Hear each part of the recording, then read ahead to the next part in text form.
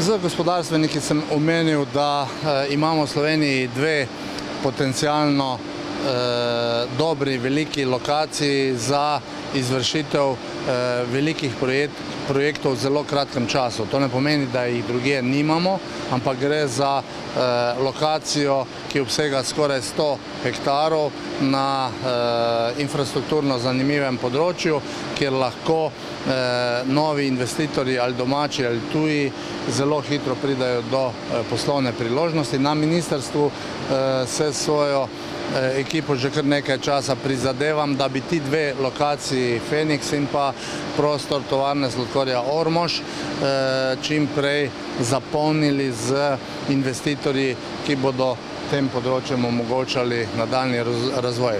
V obeh primerih gre za obmejna problemska območja.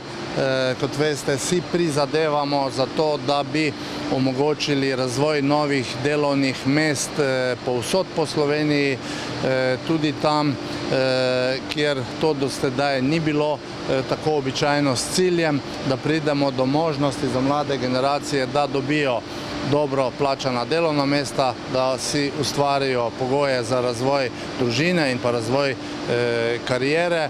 To je pač cilj te vlade, našega ministrstva, pa če hočete stranke, ki jo vodim, cela Slovenija za vse.